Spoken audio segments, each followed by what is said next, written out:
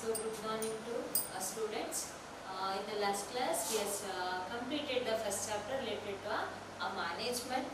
Second chapter this belongs to principles of management in this. So before going to start this chapter, so I would like to give an introduction about the principles of management. So in the last class in the management chapter we have discussed the meaning, the definitions, characteristics, objectives and some aspects of and functions of management we are discussing. Yes. So in this chapter we are going to discuss about the principles. So what is principles? The principles is nothing but it's systematic system of carry out an activity. Here a management. So what are the activities has to be carried out? In which way they has to be carried out the activity? In which they are conducted the activity? How they can get or how they can reach the organizational goals ಅನ್ನೋದ್ರ ಬಗ್ಗೆ ನಮಗೆ details ಅನ್ನು ಕೊಡ್ತಾ ಹೋಗುತ್ತೆ. ಯಾವುದು principles. So let me discuss principles of management in today classes. Principles. Management principles are the statements of fundamental truth. It's a statements of fundamental truth which serves as a guidelines for decision and actions of managers. Means here a manager has to carry out the activities according to the instructions given by the top level management we are discussed in the last classes. Yes. So here for the manager, the principles are going to provide the guidelines in which way they have to carry out the activity. That is, what kind of guidelines means? That is, a statements of fundamental truthness and serves as a guidelines for decision. Decisions ತಗೋಬೇಕಾದ್ರೆ, of course, the manager has to take so many decisions in an activity. So those decisions can be taken places. That is, by helping by the principles of management and actions of a manager. So this is called as a principles. Next we can see that management principles based on the general guidelines. It's going to provide the general guidelines to a manager to carry out his work, so that a manager can take a valuable decision steps to accomplish desired goals. Yes. So when he have cleared about his own decisions in an organization, then it easy to reach the organizational goals in an organization. Because here, while taking the guidelines from our principles, the manager used to clear all his doubts in those guidelines. So that guidelines are going to be clear the doubts of a manager, then he'll get a clear picture of our decision, that what kind of decisions can be taken places in an organization and which can be reached in a shorter period. The next one, management principles are derived through observations and analysis of events. So how the principles are going to be framed?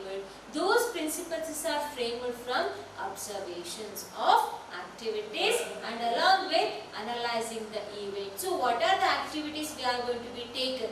Those activities or those events are going to be deeply observed and evaluated according to the circumstances of an environment and which manager have faced in an actual practices. So actual practices ಅಲ್ಲಿ they may be face the problems faces ಮಾಡಿರಬಹುದು ಅಥವಾ best result ಅನ್ನು provide ಮಾಡಿರಬಹುದು. ಇದು ಎರಡನ್ನೂ ಕೂಡ actual ಆಗಿ ಏನು ಮಾಡ್ತಾರೆ, ಅಬ್ಸರ್ವೇಷನ್ಸ್ ನ ಮಾಡಿ ಎಕ್ಸಾಮಿನೇಷನ್ಸ್ ಮೀನ್ಸ್ ಇವ್ಯಾಲ್ಯೂಯೇಷನ್ಸ್ ನ ಮಾಡಿ ಅವ್ರು ನಮ್ಗೆ ಏನು ಮಾಡ್ತಾರೆ, principles are going to be framed.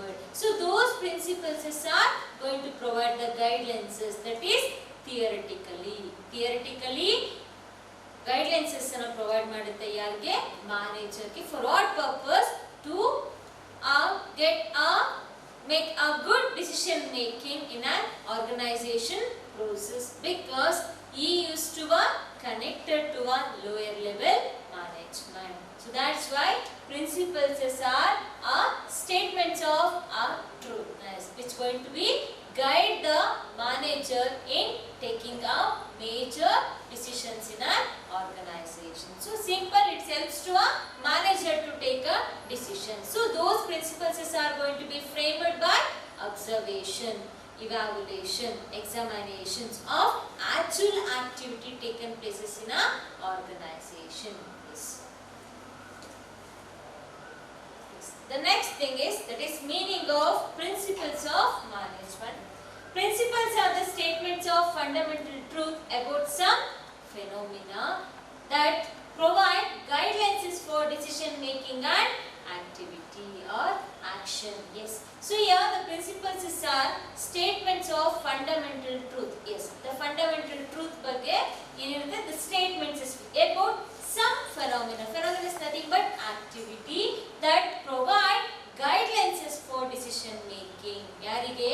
For the manager and action. This enables the manager to manage enterprises economically, effectively and efficiently. Economically means that is related to an finance. Financial ಆಗಿ ನಾವು carry out ಮಾಡ್ಕೊಳ್ಳೋದಕ್ಕೆ, that is more effectively and efficiency. Efficiency means that is with minimum cost, with the minimization of time ಅಲ್ಲಿ ನಾವು in time ಅಲ್ಲಿ ನಾವು output ಅನ್ನು provide ಅಥವಾ objectives ಗಳನ್ನು ರೀಚ್ ಮಾಡೋದನ್ನ efficiency ಅಂತ ಹೇಳಿ ಕರೀತೀವಿ. So here the principles is means that is it's a fundamental statement of truth about the phenomena. Means here some phenomena that provides the decision making in an organization. So this is what the meaning of principles of management. Yes. The next one is features of principles of management. Yes. So here the first one, universal applicability. Yes. So here the guidelines is ಇವಾಗ ನಮಗೆ ಗೊತ್ತು principles ಅಂದ್ರೆ ಏನು ಅಂತ. ಏನು principles ಅಂತ ಅಂದ್ರೆ a fundamental truthness ಇರುತ್ತೆ ಅಲ್ಲಿ. So which going to provide the guidelines to a manager. Yes. So that's why it is going to be a first feature, that is universally applicable. ಈ principal ನಮಗೆ ಮಾತ್ರ suitable ಆಗುತ್ತೆ.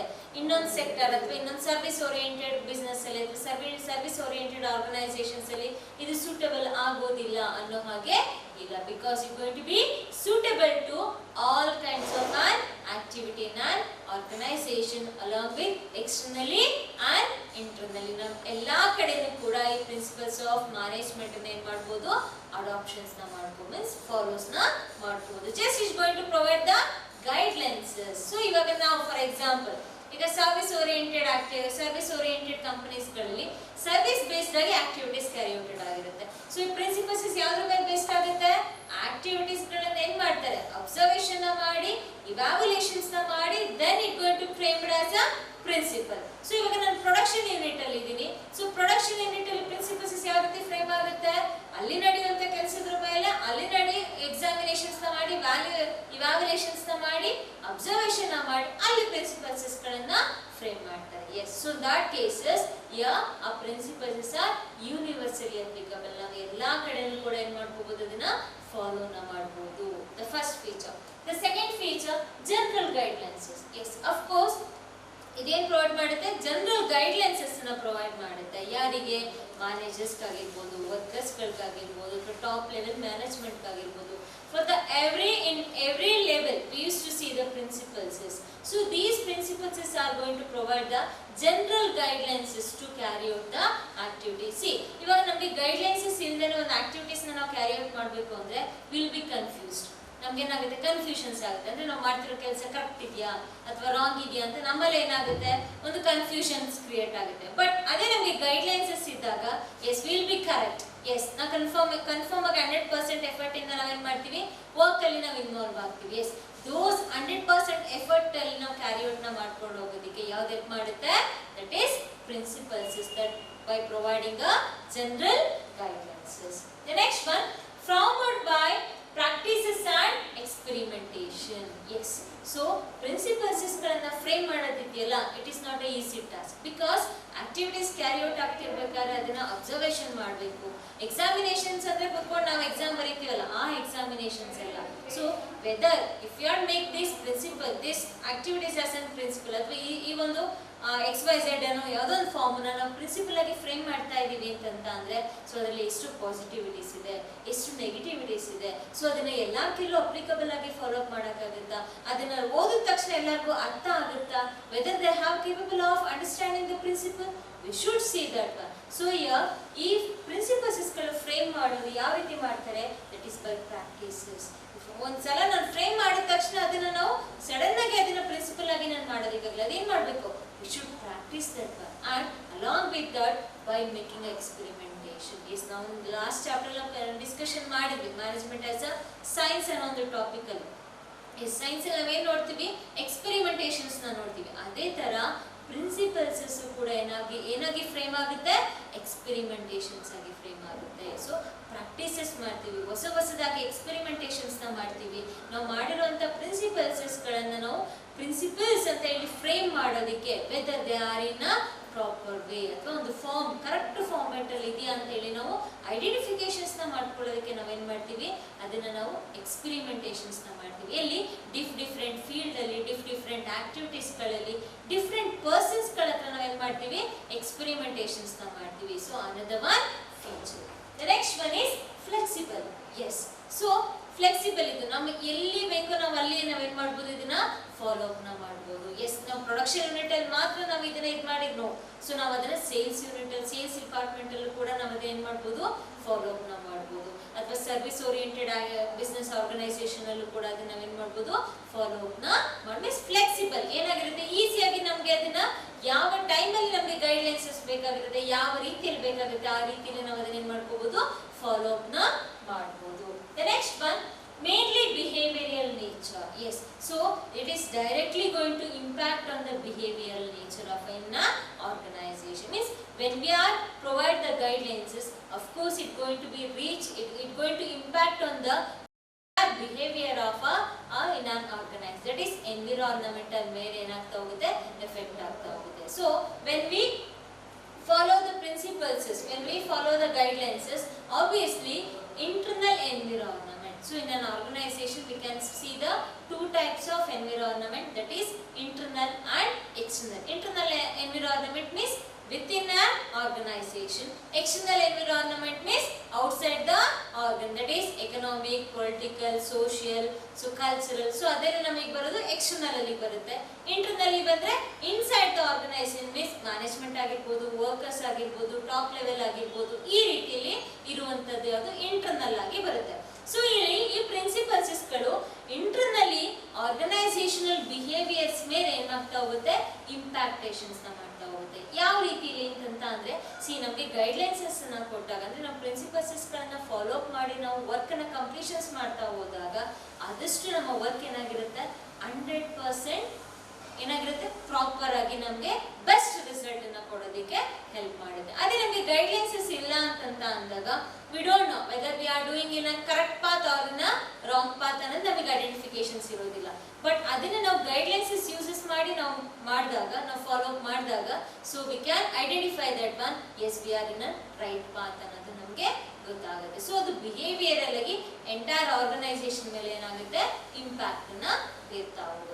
The next one, causes and effective relationship. Yes, it going to be provide both the relationship, that is a causes ಅಂದ್ರೆ causes ಮೇಲೂ ಕೂಡ impact ಆಗುತ್ತೆ, ಜೊತೆಗೆ good relationships ನ ಕ್ರಿಯೇಟ್ ಮಾಡೋದಕ್ಕೂ ಕೂಡ ಏನಾಗುತ್ತೆ, ಹೆಲ್ಪ್ ಮಾಡುತ್ತೆ. ಮೀನ್ಸ್ ನಾನು ಅವಾಗಲೇ ಹೇಳಿದಂಗೆ ಗೈಡ್ಲೈನ್ಸಸ್ ಅಲ್ಲಿ ನಾವು ನೆಗೆಟಿವಿಟೀಸ್ ಗಳನ್ನ ಈಸಿಯಾಗಿ ಏನ್ ಮಾಡ್ಕೋಬಹುದು, ನಾವು ಐಡೆಂಟಿಫಿಕೇಶನ್ಸ್ ನ ಮಾಡ್ಕೋಬಹುದು. ಎಲ್ಲಿ ನಾವು ರಾಂಗ್ ವೇ ಅಲ್ಲಿ ಹೋಗ್ತಾ ಇದೀವಿ, ಎಲ್ಲಿ ನಮಗೆ ಬೆಸ್ಟ್ ಗೋಲ್ಸ್ ನ ರೀಚ್ ಆಗೋದಕ್ಕೆ ನಮ್ಗೆ ಎಲ್ಲಿ ಡ್ರಾಬ್ಯಾಕ್ಸಸ್ ಇದೆ, ಎರರ್ಸ್ ಎಲ್ಲಿ ಐಡೆಂಟಿಫಿಕೇಶನ್ಸ್ ಆಗ್ತದೆ, ನಮಗೆ ಈಸಿಯಾಗಿ ನಾವೇನ್ ಮಾಡ್ಬೋದು, ಕಾಸಸ್ ಗಳನ್ನ ಮಿನಿಮೈಸೇಷನ್ಸ್ ನ ಮಾಡ್ತಾ ಹೋಗ್ಬೋದು. ಅದೇ ತರ ರಿಲೇಶನ್ಶಿಪ್ಸ್ ನ ನಾವು ಮ್ಯಾಕ್ಸಿಮಮ್ ಆಗಿ ಎಷ್ಟು ಎಲ್ಲಿ ನಮ್ಗೆ ಬೇಕಾಗುತ್ತೆ ಅಲ್ಲಿ ನಾವು ಒಳ್ಳೆ ಕೋಆರ್ಡಿನೇಷನ್ಸ್ ನ ಬಿಲ್ಡ್ ಮಾಡ್ಕೊಂಡು ಹೋಗೋದಕ್ಕೆ ಏನಾಗುತ್ತೆ, ಹೆಲ್ಪ್ ಮಾಡುತ್ತೆ.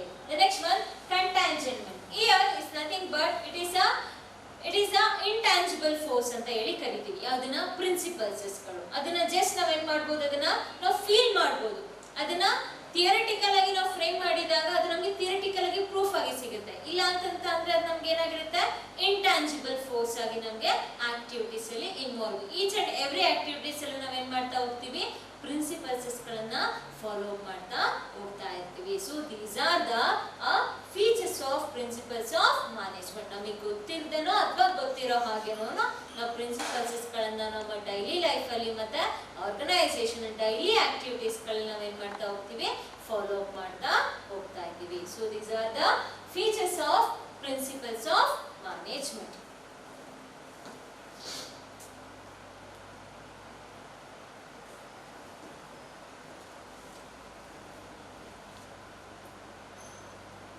Okay. The next thing is significance of management principles. The first thing is to provide managers with a useful insights into reality. Yes. So it's going to bring the manager into the reality. ಅಂದ್ರೆ managers ಗಳಿಗೆ ಗೈಡ್ಲೈನ್ಸಸ್ ಗಳನ್ನ, ಟ್ರೂತ್ನೆಸ್ ಗಳನ್ನ, evidences ಗಳನ್ನ provide ಮಾಡ್ತಾ managers ಗಳನ್ನ reality ವರ್ಕ್ಗೆ, presence ವರ್ಕ್ಗೆ ತಗೊಂಡು ಬರೋದಕ್ಕೆ ಏನ್ ಮಾಡುತ್ತೆ, ಹೆಲ್ಪ್ ಮಾಡುತ್ತೆ. ಯಾವುದು, principles of management. Next one, optimum utilisations of resources and effective administration. Yes, not only going to be provide the guidelines only to their work, along with the utilization of resources. Yes, we already well known about that. That is, today the resources are limited. So those limited resources are has to be utilized in a proper way with a minimum cost. Minimum cost ಅಲ್ಲಿ, minimum time ಅಲ್ಲಿ ನಾವು ಅದನ್ನ ಏನು ಮಾಡ್ತಾ ಹೋಗಬೇಕು, utilisations ನ ಮಾಡ್ಕೋಬೇಕು. ಅದ್ರ ಜೊತೆಗೆ ಅಡ್ಮಿನಿಸ್ಟ್ರೇಷನ್. ಸೊ ಇದು ಎರಡಕ್ಕೂ ಕೂಡ ಏನನ್ನ ಪ್ರೊವೈಡ್ ಮಾಡುತ್ತೆ, ಹೆಲ್ಪ್ ನ ಮಾಡುತ್ತೆ. ಯಾವುದು, principles of management. Next one, scientific decisions. Yes, so scientific ಆಗಿ, ಬಿಕಾಸ್ ನಾನು ಅವಾಗಲೇ ಹೇಳಿದೆ, ಪ್ರಿನ್ಸಿಪಲ್ಸ್ ಗಳನ್ನ ಸುಮ್ಮನೆ ಫ್ರೇಮ್ ಮಾಡೋದಿಲ್ಲ, ಏನಾಗಿ ಎಕ್ಸ್ಪೆರಿಮೆಂಟೇಷನ್ ಮಾಡಿ ನಾವು ಫ್ರೇಮ್ ಮಾಡ್ತೀವಿ. ಸೈನ್ಸ್ ಅಂದ್ರೆ ಎಕ್ಸ್ಪೆರಿಮೆಂಟೇಷನ್. ಸೊ ಇಲ್ಲಿ ನಮಗೆ ಸೈಂಟಿಫಿಕ್ ಆಗಿ ನಾವು ಡಿಸಿಷನ್ಸ್ ಗಳನ್ನ ತಗೊಳ್ಳೋದಕ್ಕೆ ಹೆಲ್ಪ್ ಮಾಡುತ್ತೆ. ಮೀನ್ಸ್ ಯಾವುದು ನಮಗೆ ಬೆಸ್ಟ್ ರಿಸಲ್ಟ್ ಪ್ರೊವೈಡ್ ಮಾಡುತ್ತೆ. ಸೊ ಈ ರಿಸಲ್ಟ್ ಪ್ರೊವೈಡ್ ಮಾಡುತ್ತೆ, ಬಟ್ ಅಲ್ಲಿ ಎರರ್ಸ್ ಐಡೆಂಟಿಫಿಕೇಶನ್ಸ್ ಆಗ್ತಿದೆ ಅನ್ನೋದನ್ನ ನಾವು ಎಕ್ಸ್ಪೆರಿಮೆಂಟೇಷನ್ಸ್ ನ ಮಾಡಿ ನಾವು ಡಿಸಿಷನ್ಸ್ ಗಳನ್ನ ಏನ್ ಮಾಡ್ಕೋಬಹುದು, ತಗೋಬಹುದು. Next one, meeting changing responsibility. Yes, changing responsibility is nothing but changing environment. Of course, internally not more flexible, ಅಂದ್ರೆ ತುಂಬಾ ಜಾಸ್ತಿ ಏನೇನು ಫ್ಲೆಕ್ಸಿಬಿಲಿಟಿ ಇರೋದಿಲ್ಲ, because it going to be handled from top management. But ಯಾವುದು, external environment ಅಲ್ಲಿ ಜಾಸ್ತಿ ಏನಿರುತ್ತೆ, ಫ್ಲೆಕ್ಸಿಬಿಲಿಟೀಸ್ ಇರುತ್ತೆ. ಬಿಕಾಸ್ ಫಾರ್ ಎಕ್ಸಾಂಪಲ್ ಇವಾಗಲೇ ತಗೊಳ್ಳಿ, ಏನು ಪ್ರೆಸೆಂಟ್ ಸಿಚುವೇಶನ್ಸ್ ಏನಾಗಿದೆ ಇವಾಗ, ಸೊ ಎಂಟೈರ್ ಎಲ್ಲಾ ಎನ್ವಿರಾನ್ಮೆಂಟ್ ಏನಾಗಿದೆ, ಎಫೆಕ್ಟ್ಸ್ ಬಿದ್ದಿದೆ ಅಲ್ವಾ. ಎಕನಾಮಿಕಲಿ, ಕಲ್ಚರಲಿ ಎಷ್ಟೊಂದು ಹಬ್ಬಗಳನ್ನ ನಾವು ಆಚರಿಸ್ಕೋತಾ ಇಲ್ಲ ಇವಾಗ, due to a corona effect, ಹೌದಲ್ವಾ. ಸೊ ಅದೇ ತರ, ಸೊ ಇದು ನಾನ್ ಕಂಟ್ರೋಲಬಲ್. ನಾವು ಯಾವುದೇ ಪ್ರಿನ್ಸಿಪಲ್ಸ್ ಮಾಡಿದ್ರಿ, ನಾವು ಏನೇ ಪ್ಲಾನ್ಸಸ್ ಅನ್ನ ಮಾಡಿದ್ರು ಕೂಡ ಇದು ಕಂಟ್ರೋಲ್ ಮಾಡೋದಕ್ಕೆ ಆಗ್ತಿತ್ತಾ? No, it is not possible. Because we used to be follow the guidelines and we are in a society, we used to be obey the society ಇಂದ ಏನೇನು ನಮಗೆ ಇನ್ಸ್ಟ್ರಕ್ಷನ್ಸ್ ಬರ್ತದೆ ನಾವೇನ್ ಮಾಡಬೇಕು, ಫಾಲೋ ಮಾಡಬೇಕು. ಆ ರೀಸನ್ ಗೆ today we are providing these kinds of classes. What's an example for changing responsibilities. Yes, the next one, fulfilling social responsibility. Yes, so we are in a society, we used to serve the society, that is by taking a present our responsibility. Yes, ನಾವು ಅವಾಗಲೇ ನೋಡಿದ್ವಿ, ಎಷ್ಟೊಂದು ಜನಕ್ಕೆ food ಇರಲಿಲ್ಲ, ಎಷ್ಟೊಂದು ಜನಕ್ಕೆ ಉಳ್ಕೊಳ್ಳೋಕೆ ವ್ಯವಸ್ಥೆ ಇರಲಿಲ್ಲ, ಬಟ್ ಅದನ್ನೆಲ್ಲ ಈ ವಾಲಂಟರಿ ಆಗಿ so many members are involved in providing a food contribution to a poor peoples are weaker sections ಗಳಿಗೆ ಕೊಡ್ತಾ ಬಂದ. That's what the social responsibility. ಇರೋ ಕಡೆ ಕೊಡೋದಕ್ಕಿಂತ ಇಲ್ದೇನೆ ಇರೋ ಕಡೆ ನಾವು ರೆಸ್ಪಾನ್ಸಿಬಿಲಿಟೀಸ್ ಗಳನ್ನ ತೋರಿಸೋದಿದೆಯಲ್ಲ, ಇಟ್ಸ್ ಅ ವೆರಿ ಇಂಪಾರ್ಟೆಂಟ್. ಯಾರಾದ್ರೂ ಬಂದು ನಮಗೆ ಹೇಳ್ತಾರೆ ಹೋಗಿ ಕೊಡಿ ನೀವು ಅಂತನೋ. So we should take a present responsibility to improve our society, that is by a impact of a corona diseases. So whatever we are going to be seen today, so that's what a fulfilling a social response. So organization allo hagene social responsibilities andre ಈಗ human beings ಅಂದ್ರೆ ನಮ್ಮಲ್ಲಿ employees ಗಳು ಇರ್ತಾರೆ, employees ಗಳಿಗೆ ಇರುತ್ತೆ, society ಇದೆ, so ಅವ್ರಿಗೊಂದು family ಇರುತ್ತೆ, ಅವ್ರಿಗೊಂದು ಎಂಟರ್ಟೈನ್ಮೆಂಟ್ ಬೇಕಾಗಿರುತ್ತೆ, ಅಥವಾ ಹೆಲ್ತ್ ಹಜಾರ್ಡ್ಸ್ ಗಳಿರ್ಬೋದು. ಸೊ ಅವ್ರಗಳ ಬಗ್ಗೆ ನಾವೇನ್ ಮಾಡಬೇಕು, ಕೇರ್ ಮಾಡಬೇಕು, ಅವ್ರಿಗೆ ಅವ್ರದೇ ಆದಂತಹ ಫ್ರೀಡಮ್ಸ್ ಅನ್ನ ಪ್ರೊವೈಡ್ ಮಾಡಬೇಕು. ಸೋಷಿಯಲ್ ರೆಸ್ಪಾನ್ಸಿಬಿಲಿಟೀಸ್ ನ ಕ್ಯಾರಿ ಔಟ್ ಮಾಡಬೇಕು. ಸೊ ಇದು fulfilment of social responsibilities. The next one, management training, education and research. Yes, of course. So here the principles helps to make a research in different field along with the providing a training to our employees. Employees ಗಳಿಗೆ training ಕೊಟ್ರೆ ಏನಾಗುತ್ತೆ?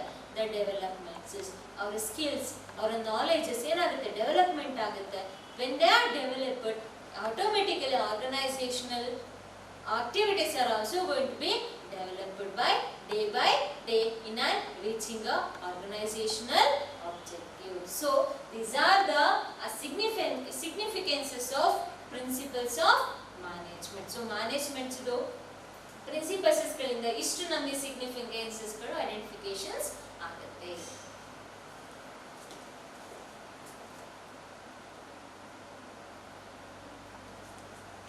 Okay. So the next thing is, so ಇವಾಗ ನಾವು significance meanings principles meanings ಮತ್ತೆ significance ಮತ್ತೆ ಅದರ definitions ಬಗ್ಗೆ discussion ಮಾಡಿದ್ವಿ. ಎಸ್, ಅದೇ ತರ ನಮ್ಗೆ ಇಲ್ಲಿ ಮೇಜರ್ ಆಗಿ 2 ಆಥರ್ಸ್ ನಮ್ಗೆ ಏನ್ ಮಾಡ್ತಾರೆ, ಈ ಒಂದು ಪ್ರಿನ್ಸಿಪಲ್ಸ್ ಗಳ ಬಗ್ಗೆ ಡಿಸ್ಕಷನ್ಸ್ ಮಾಡಿ ಆರ್ಗನೈಸೇಷನ್ ಅಲ್ಲಿ ನಾವು ಒಳ್ಳೆ ಔಟ್ಪುಟ್ ಬೇಕು ಅಂತಂದ್ರೆ ಯಾವ ರೀತಿಯಲ್ಲಿ ನಾವು ಕ್ಯಾರಿ ಔಟ್ ಮಾಡಬೇಕು, ಸೊ ಯಾವ ಸಿಸ್ಟಮ್ ಅನ್ನ ಅಥವಾ ಯಾವ ಪ್ರಿನ್ಸಿಪಲ್ಸ್ ಗಳನ್ನ ಫಾಲೋ ಅಪ್ ಮಾಡಿದ್ರೆ ನಮ್ಗೆ ಯಾವ ರಿಸಲ್ಟ್ಸ್ ಬರುತ್ತೆ ಅನ್ನೋದನ್ನ ಇಬ್ರು ಆಥರ್ಸ್ ಗಳು ನಮ್ಗೆ ಏನ್ ಮಾಡ್ತಾ ಹೋಗ್ತಾರೆ, ಹೇಳ್ತಾ ಹೋಗ್ತಾರೆ. ಸೊ ಆ ಒಂದು ಆಥರ್ ಅಲ್ಲಿ the first author is that is Taylor's Scientific Management. So he is a author.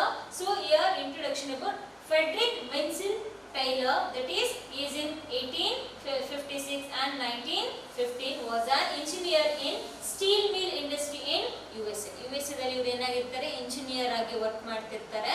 So he is especially called as a father of scientific management. ಯಾರು? FW Taylor ಅಂತ ಹೇಳಿ ಕರೀತೀವಿ. ಏನಂತ? Frederick Winslow Taylor is called as a FW Taylor, a scientific father of scientific management. Definite 1 mark question. The next one, he published an article called as a Principles of Management. Yes, so along with his engineer, he was working in USA. He wrote the book related to an article that is Principles of Management in 1911, which is a milestone in the growth of management theory.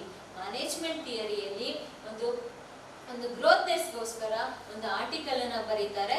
That article name is called as A principles of management. After this he wrote a book, Shop Floor Work, using a time study and motion study with a view to increase the output of workers. So ಆ article ಆದ್ಮೇಲೆ next he wrote a book, Shop Floor Work ಅನ್ನೋ ಒಂದು book ಅನ್ನು ಬರೀತಾರೆ related to a time study and motion study. The time study, yes, in an organization very important role played by, that is time. ಯಾವ ಟೈಮ್ಗೆ ನಮಗೆ output, that is input, raw materials ಗಳನ್ನ ನಾವು purchase ಮಾಡಬೇಕು. ಯಾವ ಟೈಮ್ಗೆ ಅದು ಇನ್ಪುಟ್ ಅಂದ್ರೆ ಪ್ರೊಡಕ್ಷನ್ ಡಿಪಾರ್ಟ್ಮೆಂಟ್ಗೆ ರೀಚ್ ಆಗಬೇಕು. ಪ್ರೊಡಕ್ಷನ್ ಡಿಪಾರ್ಟ್ಮೆಂಟ್ ಅಲ್ಲಿ ಔಟ್ಪುಟ್ ಆಗಿ ಬಂದಂತ ಫಿನಿಶ್ಡ್ ಗುಡ್ಸ್ ಸೇಲ್ಸ್ ಡಿಪಾರ್ಟ್ಮೆಂಟ್ಗೆ ಯಾವ ರೀತಿ ಪ್ಯಾಕ್ಡ್ ಆಗಿ ಹೋಗ್ಬೇಕು. ಪ್ರತಿ ಒಂದು ಟೈಮಿಂಗ್ಸ್, ಯಾವ ವರ್ಕ್ ಯಾವಾಗ ಆಗಬೇಕು, ಯಾವಾಗ ನಾವು ಸೆಲೆಕ್ಷನ್ಸ್ ಪ್ರೋಸೆಸ್ ನ ನಡೆಸಬೇಕು, ಯಾವಾಗ ಟ್ರೈನಿಂಗ್ ಕೊಡಬೇಕು, ಯಾವಾಗ ಹೊಸದಾಗಿ ಎಂಪ್ಲಾಯೀಸ್ ಗಳನ್ನ ನಾವು ರೆಕ್ರೂಟ್ಮೆಂಟ್ ಮಾಡ್ಕೋಬೇಕು, ಇದೆಲ್ಲ ಟೈಮಿಂಗು.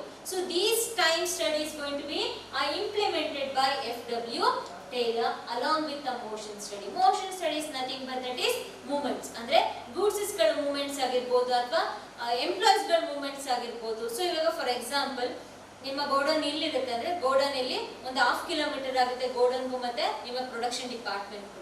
ಸೊ ಈಗಿರ್ಬೇಕಾದ್ರೆ ನಿಮ್ಮ ಗೋಡನ್ ಇಂದ ಪ್ರೊಡಕ್ಷನ್ ಡಿಪಾರ್ಟ್ಮೆಂಟ್ಗೆ ನೀವು ಗೂಡ್ಸ್ ನ ಸಪ್ಲೈ ಮಾಡೋದಕ್ಕೆ ನಿಮ್ಗೆ ಟೈಮ್ ಏನಾಗ್ತಾ ಇದೆ, ಲಾಸ್ ಆಗ್ತಾ ಇದೆ. ಸೊ ಈ ಟೈಮ್ ಏನ್ ಮಾಡಬೇಕು, ರೆಡ್ಯೂಸಸ್ ಮಾಡಬೇಕು. ಯಾವ ರೀತಿ, ಎಷ್ಟು ದೊಡ್ಡ ಮೆಷಿನ್ಸ್ ಗಳನ್ನ ನಾವು ಪರ್ಚೇಸ್ ಮಾಡ್ಕೋಬೇಕು, ಅಥವಾ ಒಂದೇ ಸಲ ನಾವು ಪ್ರೆಸೆಂಟ್ ಒಂದು ಡೇಗೆ ನಮ್ಗೆ ಏನು ರಾ ಮೆಟೀರಿಯಲ್ ಬೇಕು ಅದನ್ನ ಗೋಡೌನ್ ಇಂದ ನಾವು ಅಲ್ಲಿಗೆ ರೀಚ್ ಮಾಡ್ಕೋಬಹುದು. ಯಾವ ರೀತಿ ರೀಚ್ ಮಾಡ್ಕೋಬಹುದು, ಅದಕ್ಕೆ ಎಷ್ಟು ಜನ ಹ್ಯೂಮನ್ ಬೀಯಿಂಗ್ಸ್ ಗಳಂದ್ರೆ ಎಂಪ್ಲಾಯೀಸ್ ಗಳನ್ನ ನಾವು ಯೂಸಸ್ ಮಾಡ್ಕೋಬೇಕಾಗುತ್ತೆ. That study is related to one motion study. So with increases the output of workers. So ಇದ್ರ ಜೊತೆಗೆ ವರ್ಕರ್ಸ್ ಗಳದ್ದು ಔಟ್ಪುಟ್ ಇನ್ಕ್ರೀಸಸ್ ಆಗಬೇಕು. ಯಾವ ರೀತಿಯಲ್ಲಿ, ಯಾರು ಎಷ್ಟು ಮೋರ್ ಎಫೆಕ್ಟಿವ್ ಆಗಿ ಕೆಲಸ ಮಾಡ್ತಾರೆ. ಫಾರ್ ಎಕ್ಸಾಂಪಲ್ ಈಗ ನನಗೇನೆ 10 ಅವರ್ಸ್ ವರ್ಕ್ ಮಾಡೋ ಕೆಪಾಸಿಟಿ ಇರುತ್ತೆ, ಅದೇ ತರ ಏನೋ ಪರ್ಸನ್ಗೆ ಬರೀ 8 ಅವರ್ಸ್ ವರ್ಕ್ ಮಾಡೋ ಕೆಪಾಸಿಟಿ ಇರುತ್ತೆ. ಹಾಗಾದ್ರೆ ನನ್ನ ಕೆಪಾಸಿಟಿಗೂ ಅವ್ರ ಕೆಪಾಸಿಟಿಗೂ ಬಟ್ ಲೇಬರ್ಸ್ ಚಾರ್ಜಸ್ ಪೇಮೆಂಟ್ ಮಾಡ್ತಿರೋದು ಎರಡು ಒಂದೇನೆ.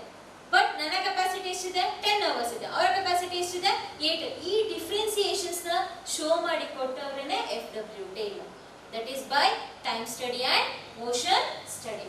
Yes, he is the most recommended for this time and motion studies. He introduced the piece rate wage system. Very important. Who had been introduced the piece rate wage system is FW Taylor.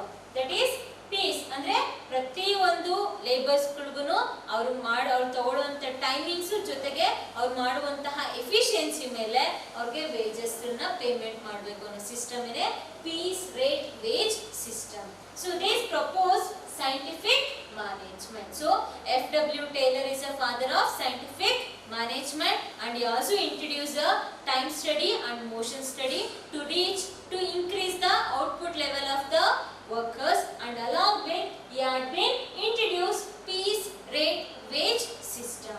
The next thing, the rule of thumb means here the rule of thumb, solving industrial problems by persons, judgments of owners and manager instead of scientific method. Andre for example ಏನಾದ್ರು situations ಗಳಲ್ಲಿ ನಾವೆಲ್ಲ situations ಗಳಲ್ಲಿ top level orders ಗಳನ್ನ ನಾವು follow ಮಾಡೋದಕ್ಕೆ ಆಗೋದಿಲ್ಲ. For example ಏನೋ fire ಆಗೋಯ್ತು ಅಥವಾ ಆಕ್ಸಿಡೆಂಟಲ್ಲಿ ಏನೋ ಪ್ರಾಬ್ಲಮ್ ಆಗೋಯ್ತು, ಅವಾಗ ನಾವು ಟಾಪ್ ಲೆವೆಲ್ ಅವರು ನಮಗೆ ಆರ್ಡರ್ ಪಾಸ್ ಮಾಡಲಿ ಅಂತ ಕಾಯೋದಕ್ಕಾಗುತ್ತಾ? No, we can not follow the orders, we can not wait for the till order. So ಏನಾದ್ರು ಆಗ್ಬೋದು. ಆನ್ ದಟ್ ಕೇಸಸ್ ನಾವು ಸಡನ್ ಆಗಿ ಏನ್ ಮಾಡ್ಕೋಬೇಕಾಗುತ್ತೆ, ಕೆಲವೊಂದು ಡಿಸಿಷನ್ಸ್ ಗಳನ್ನ ನಾವೇ ಓನ್ ಆಗಿ ತಗೋಬೇಕಾಗಿರುತ್ತೆ. ಬಟ್ ಅದು ಸೈಂಟಿಫಿಕ್ ಮ್ಯಾನೇಜ್ಮೆಂಟ್ ಅಲ್ಲಿ ಬರೋದಿಲ್ಲ. ಸೈಂಟಿಫಿಕ್ ಮ್ಯಾನೇಜ್ಮೆಂಟ್ ಅಲ್ಲಿ ಅಂದ್ರೆ ಅದು ಒಂದು ಎಕ್ಸಾಂಪಲ್ ಆದ್ರೆ, ಇನ್ನೊಂದು ಎಕ್ಸಾಂಪಲ್ ಟಿಲ್ ಅಲ್ಲಿಗೆ ಆಗೋದಕ್ಕಿಂತ ಮುಂಚೆನೆ ನಮ್ಗೆ ಏನಿರ್ಬೇಕು, ನಮ್ಗೆ ಡಿಸಿಷನ್ಸ್ ಗಳನ್ನ ನಾವು ತಗೊಂಡಿರ್ಬೇಕು. ಆಗ್ಬೋದು, may be and may not be. So ಎರಡು ಪೊಸಿಷನ್ಸ್ ಕೂಡ ಇರುತ್ತೆ.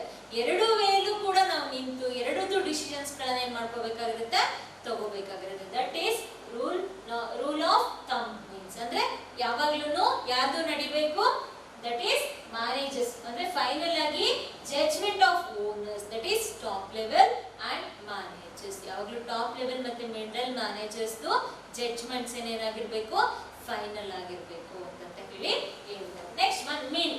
In the words of FW Taylor, scientific management means knowing exactly what you want, mean to do, and see that they do it in the best and cheapest way. So ನಾವು ಏನ್ ಮಾಡ್ತೀವಿ, ಏನ್ ಮಾಡ್ತಾ ಇದೀವಿ, ಅದನ್ನ ನಾವು ಯಾವ ವೇ ಅಲ್ಲಿ ಮಾಡಬೇಕು, ಬೆಸ್ಟ್ ವೇ ಅಲ್ಲಿ ನಾವು ಅದನ್ನ ಕ್ಯಾರಿ ಔಟ್ ಮಾಡ್ಕೊಂಡು ಹೋಗ್ಬೇಕು ಅನ್ನೋದೇ scientific management according to the FW Taylor. So FW Taylor US ಅಲ್ಲಿ ಏನಾಗಿರ್ತಾರೆ, ಇಂಜಿನಿಯರ್ ಆಗಿ ವರ್ಕ್ ಮಾಡ್ತಿರ್ತಾರೆ. ಸೊ ಆ ಒಂದು ವರ್ಕ್ ಪ್ಲೇಸ್ ಅಲ್ಲಿ ಪ್ರಿನ್ಸಿಪಲ್ಸ್ ಆಫ್ ಮ್ಯಾನೇಜ್ಮೆಂಟ್ ಅನ್ನೋ ಒಂದು ಆರ್ಟಿಕಲ್ ಅನ್ನ ಬರೀತಾರೆ. ನೆಕ್ಸ್ಟ್ ಅದಾದ್ಮೇಲೆ ಶಾಪ್ ಫ್ಲೋರ್ ವರ್ಕ್ ಅನ್ನೋ ಒಂದು ಬುಕ್ ನ ಇಂಟ್ರೊಡ್ಯೂಸ್ ಮಾಡ್ತಾರೆ. ಆ ಬುಕ್ ಅಲ್ಲಿ ಮೇಜರ್ ಆಗಿ ಅವರು ಕಾನ್ಸಂಟ್ರೇಷನ್ ಮಾಡೋದು ವರ್ಕರ್ಸ್. ಆ ವರ್ಕರ್ಸ್ ಅವರ ಔಟ್ಪುಟ್ ಅನ್ನ ಇನ್ಕ್ರೀಸಸ್ ಮಾಡೋದಕ್ಕೋಸ್ಕರನೇ use to introduce the time study and motion study. So after that one, he had been introduced the piece rate wage system for the workers. Means here what the according to the time and according to the efficiency of the workers, the wages should be paid to the workers. So this was the analysis of FW Taylor. Is completely going to be give a more importance for only for the co-workers, not for the top management. Top management ಗಿಂತ ಹೆಚ್ಚಾಗಿ used to give the more importances for low level workers.